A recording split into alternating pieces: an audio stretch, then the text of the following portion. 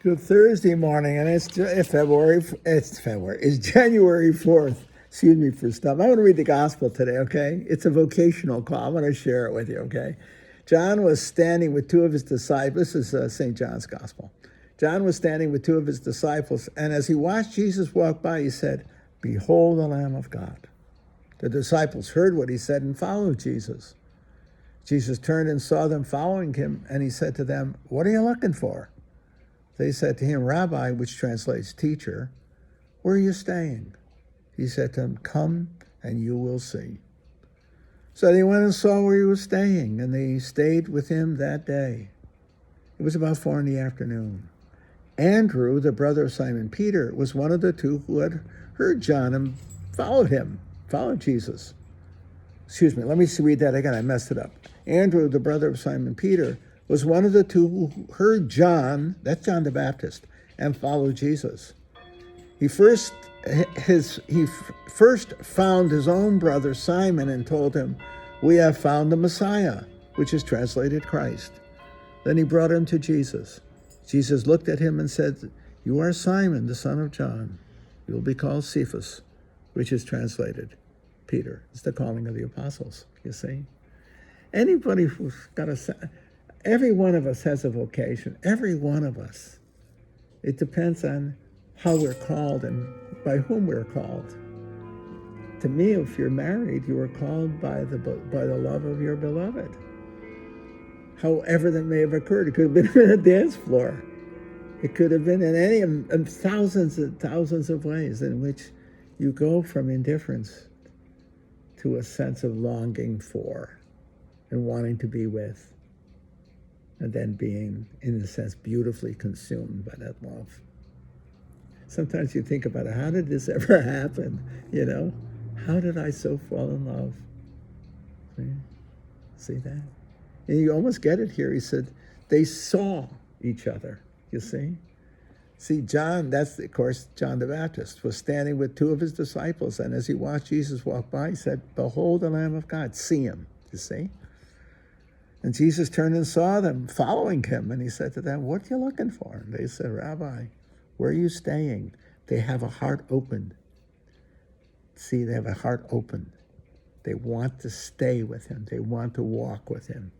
They don't know where they're going or why they're going there, but they're drawn by him.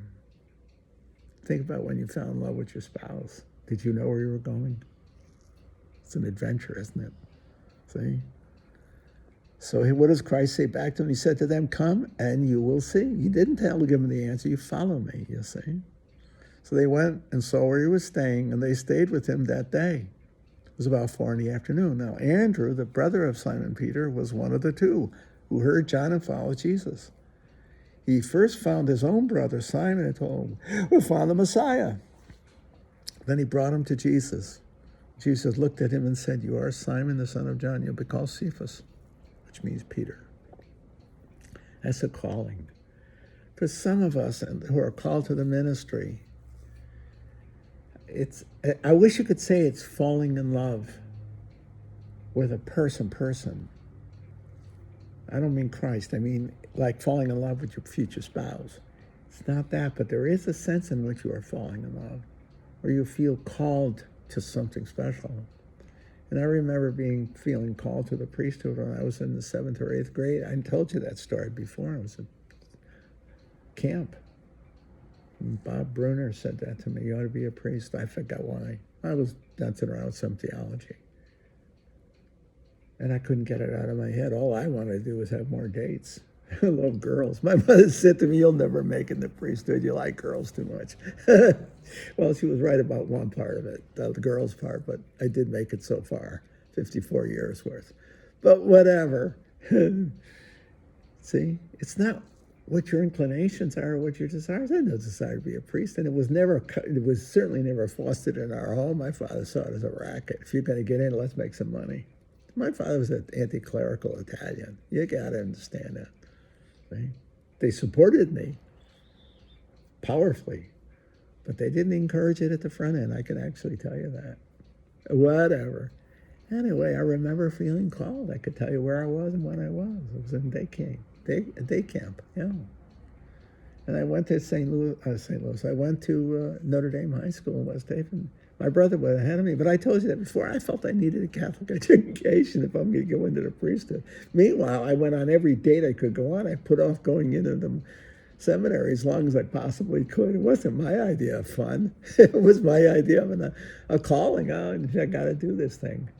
But where it turned into love was when I made a retreat that I didn't want to make. Think about that.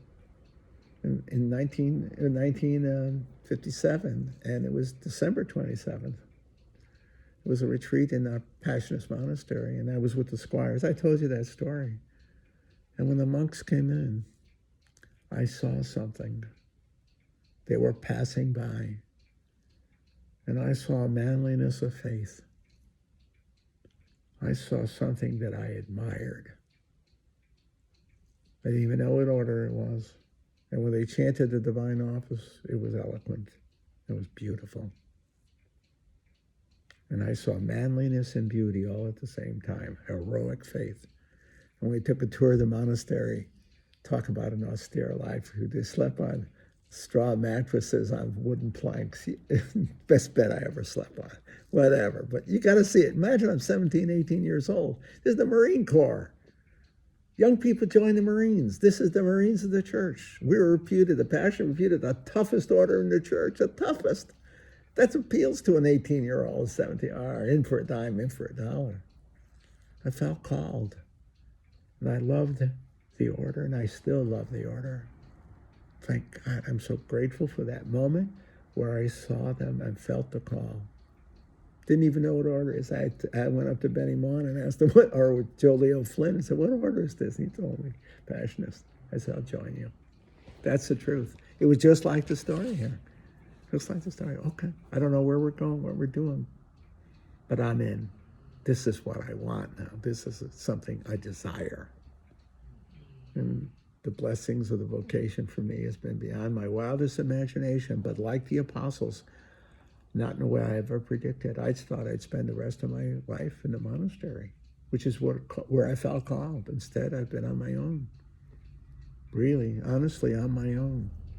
Clearly for the last 34 years here in St. Louis, but even before, even in Louisville. Even though I lived in the monastery, I was on my own in many, many ways. Not like I'd prepared for or anything. It's the adventure of grace and life.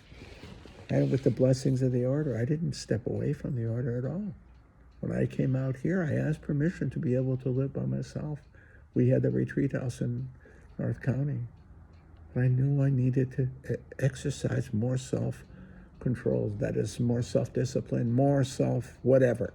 Management, that's the word I want. And the order blessed me. See? First an apartment and then the condo. They owned the condo. They have blessed me at every step of my life. And they have given me a life that's unimaginable. When I was 18 and 17 and 18 and felt a call, who would have ever dreamed of the adventure that I was going to live? Who would have ever believed it?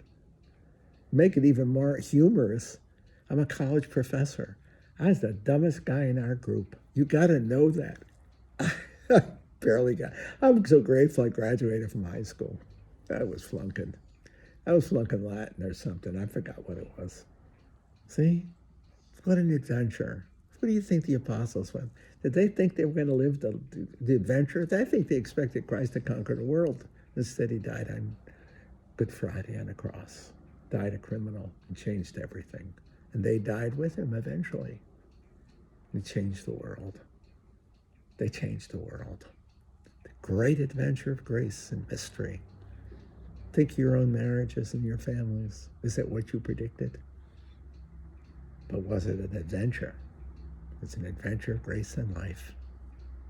Indeed.